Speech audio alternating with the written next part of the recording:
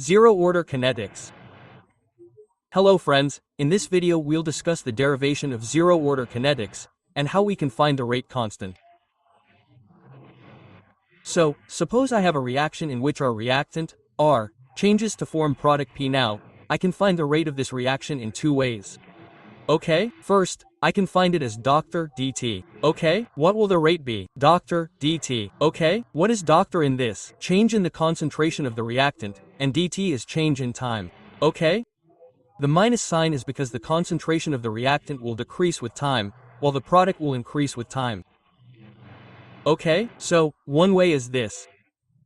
The other way is to use the differential rate equation, or our rate law. According to the rate law, the rate will be our K concentration of reactant. Okay, re to the power 0. Why? 0. Why? Because, what's the order of this reaction? This is a zero-order reaction. So, what's the order? It's 0. Okay? Now, I can find the rate either way. So, what can I do? I can compare these two equations. Now, what will happen when we compare? My K Dr. dt will be equal to what? Kr re to the power 0. Okay? Now, look, what is anything re to the power 0? 1, okay? So r re to the power 0 will be equal to 1. So r re to the power 0 equals 1. So, what will this total value be? 1 equals k. So, kr re to the power 1? K. So how do I write this? I can write it as Dr. dt equals k only. Now what do I have to do? I'm going to move this dt over here. I'm going to move dt over here and also move the minus sign over here. So what will this equation change into? This equation will change to plus drive. Equals k dt. Okay, our equation has changed to this. Now what do we do next? Next, we'll integrate it. You have to integrate both sides. Integrating both sides. Okay? K is a constant, so K won't be integrated. Okay? Integration will eliminate the differentiation. Integration will eliminate the differentiation here too. Okay? What will we have left here? R, and what will we have left here? Here, we'll be left with KT. Okay? We'll also have to add plus I. What is this plus I? The integration constant. Okay? Now, we'll give it equation number 1. Now look, at time t, our value of t will be 0. When the value of t is 0, that is, when time is 0, R will be R naught. So what will the concentration of the reactant be? It will be R naught. Okay? I have to put these two values into equation 1. So what will equation 1 become? Equation 1 will become, instead of R naught R, I will put R naught, okay? And instead of t, I will put 0, so R naught equals k.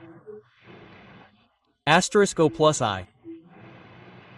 Now look, our total value of k asterisk by 0 will become 0. So, what will we get from here? R naught equals equal to I, okay? R naught equals I. You have this value of the integration constant, I. Now put this value into equation 1. So, what will our equation 1 become?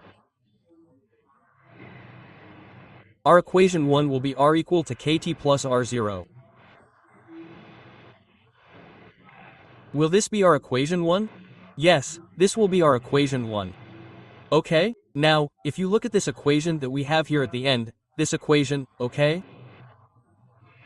So this equation is somewhat equivalent to another equation that you're familiar with, y equals mix plus cy equals mix plus ck. Okay? So m is the slope. So what will k be? The slope, if you plot its graph. I'm drawing its graph here, and I'm showing it to you.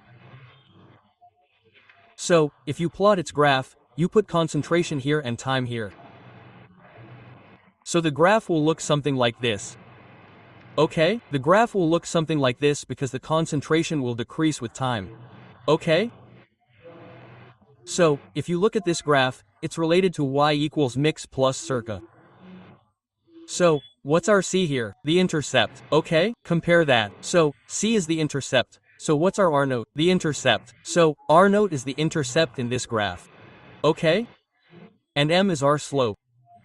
So, what's K here? The slope. So, what's the slope of the graph? The slope is minus K.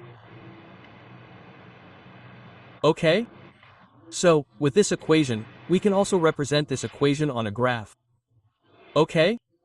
If you want, you can also find your rate constant from this equation. The rate constant will also come out of this equation. How? Just move the R0 up. Move T down. So, what's the value of K? From here, we get the value of K as R0 RT. This gives us the value of K that we needed to find. So, that was our derivation of the rate constant for zero-order kinetics.